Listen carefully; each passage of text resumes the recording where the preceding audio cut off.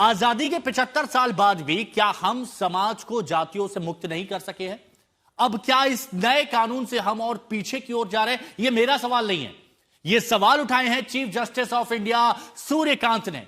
UGC के नए नियमों को चुनौती देने वाली याचिकाओं पर सुप्रीम कोर्ट में सुनवाई हुई और इस दौरान चीफ जस्टिस सूर्यकांत और जस्टिस जो माल्या बागची की बेंच ने कई चिंताएं जाहिर की। अब यहां पर आप देखिए बड़ी बात क्या सामने आई। सुप्रीम कोर्ट ने क्या कहा? यूजीसी का जो नया नियम है वो अस्पष्ट है, यानी स्पष्ट नहीं है, साफ साफ जो होता है ना, ये वो नहीं है। दूसरी बड़ी बात, नियम का दुरुपयोग किया जा सकता है, यह बात कही गई है जब याचिकाकर्ता की तरफ से कहा गया कि सामान्य वर्ग से भेदभावपूर्ण है, तब यह कहा गया कोर्ट की तरफ से कि इसका दुरुपयोग भी हो सकता है। अब क्या नए कानून से हम और पीछे की ओर जा रहे हैं? यह सवाल उठाए हैं सुप्रीम कोर्ट की तरफ से। सीजीआई ने यह सवाल उठाया कि 75 साल हो गए, क्या हम पीछे की ओर जा रहे हैं? एक और बड़ी बात आपको बताते हैं जो सुप्रीम कोर्ट की तरफ से कही गई, और वो क्या कही गई कि आजादी के 75 साल बाद भी समाज जातियों से मुक्त नहीं हुआ है। और यही तो सवाल उठाए जा रहे थे, याचिकाकर्ता की तरफ से यही पॉइंट उठाया जा रहा था सुप्रीम कोर्ट में, जिस पर सीजीआई ने सुना है। और ये बड़ी बात कही है, पांचवी बड़ी बात, सुप्रीम कोर्ट की तरफ से कहा गया, सीजीआई की तरफ से कहा गया कि चाहते हैं कि कानून विदों की कमेटी इस पर विचार करे और विचार करने के बाद वो रिपोर्ट सौंपी जाए। अब इस दौरान क्या हुआ है? इस दौरान सरकार और यूजीसी से जवाब मांगा गया है। 19 तारीख को अगली सुनवाई होगी, लेकिन याचिकाकर्ता की तरफ से जो दलीलें रख रहे थे विष्णु शंकर जैन जो अधिवक्ता हैं, उनकी तरफ से क्या कहा गया इस सुनवाई के बाद, वो आपको सुनवाते हैं। कोर्ट ने उस पर पूर्णतः रोक लगा दी है, उसको एबियंस में रख दिया है, और सुप्रीम कोर्ट ने अपनी शक्तियों का उपयोग करते हुए अंडर आर्टिकल 142 जो यूजीसी रेगुलेशंस 2012 हैं उनको इन ऑपरेशन रखा है टिल फर्दर ऑर्डर्स। और सुप्रीम कोर्ट ने कहा है तब तक जब तक अब ये मामला फाइनली सुन नहीं लिया जाता है, जो पूर्व के यूजीसी रेगुलेशंस है वो लागू रहेंगे। वो 2012 के रेगुलेशन किस तरह से इससे अलग हैं? नहीं, 2012 के रेगुलेशन इस रेगुलेशन से एकदम भिन्न है। इस रेगुलेशन में जिस तरह से एचईआई कमेटी बनाई गई है, जिस तरह से उनको पावर दी गई है कि वो पुलिस को कोई भी कंप्लेंट को फॉरवर्ड करेंगे, जिस तरह से कास्ट बेस्ड डिस्क्रिमिनेशन को इसमें गलत ढंग से डिफाइन किया गया है, ये सब बहुत एक मेजर डिफरेंसेस हैं वर्किंग में, पैटर्न में, स्ट्रक्चर में, दोनों रेगुलेशंस के। तो कोर्ट ने ये भी कहा है कि इसका दुरुपयोग हो सकता है, आजादी के 75 साल बाद भी हम जातिगत खानों से, खित्तों से ऊपर नहीं उठ। बिल्कुल बिल्कुल, देखिए कोर्ट की हियरिंग के दौरान ये सारी बातें आई और कोर्ट की भी यही मंशा थी कि जातिगत भेदभाव खत्म हो, पूर्णतः खत्म हो। पर उसका यह मतलब नहीं है कि जिस तरह से इस रेगुलेशन की ड्राफ्टिंग की गई है, माननीय सुप्रीम कोर्ट ने आज बहस के दौरान इसकी जो लैंग्वेज है उसमें भी कहा कि वो लैंग्वेज में भी थोड़ा करेक्शन की जरूरत है, और एक एक्सपर्ट कमेटी बनाने की भी बात कही।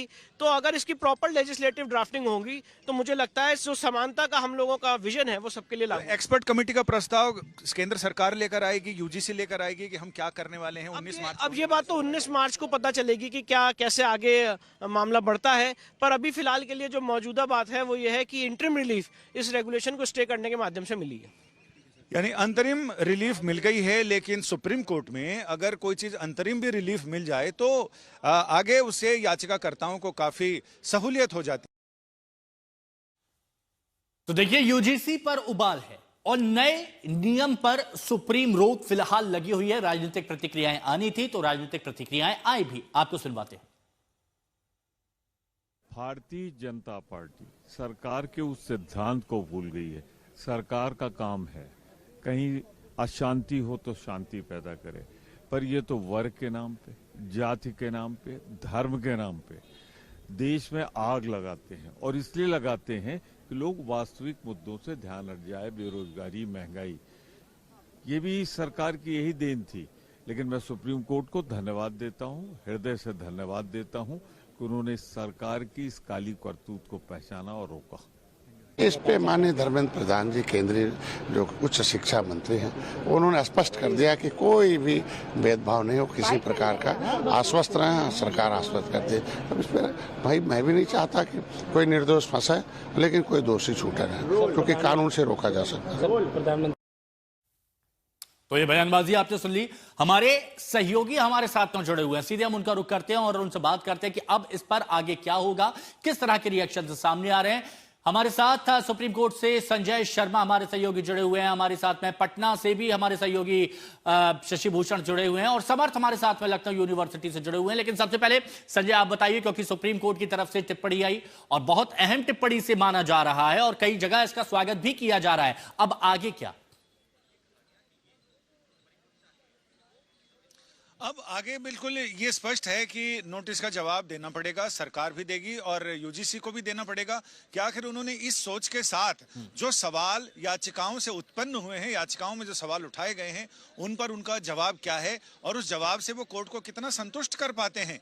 क्योंकि 2012 का रेगुलेशन भेदभाव खत्म करने की बात करता है, चाहे वो रैगिंग के नाम पर हो या वो किसी भी तरह से किसी के साथ भेदभाव हो, लेकिन उसमें जातिगत शब्द यूज नहीं था कि SC ST OBC जनरल फलाना ढिमकाना, ये सब नहीं।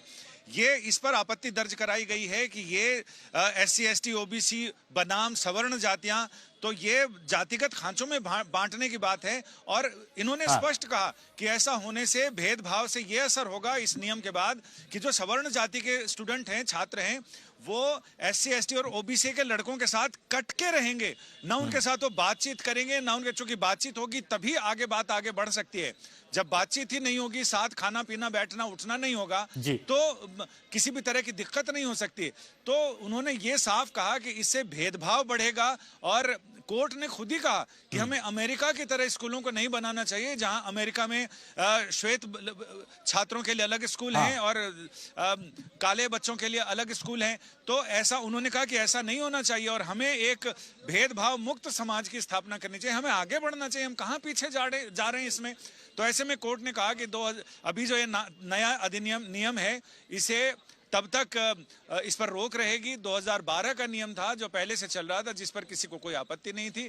आपत्ति सिर्फ रोहित वेमुला और पायल तड़वी की माताओं ने सुप्रीम कोर्ट में यहाँ पिटीशन दाखिल की थी, जिसमें उन्होंने कहा था कि उसी नियम के चलते और उनके बच्चों के साथ भेदभाव हुआ, जिससे उन्हें अपनी जान से हाथ धोना पड़ा है। तो ऐसे में कोर्ट ने ये कहा था कि इसमें क्या सुधार किए जा सकते हैं ताकि इस तरह की घटनाएं ना हो। तो मतलब प्रतिष्ठित कानूनविद और विद्वान अब इस पर अपनी रिपोर्ट सबमिट करेंगे और हर पहलू को बहुत बारीकी से अध्ययन करेंगे। ये एक बहुत अच्छा पहलू यहां पर कहा जा सकता है। लेकिन जैसे आप संजय कह रहे थे कि छात्रों को लेकर यह बात की जा रही थी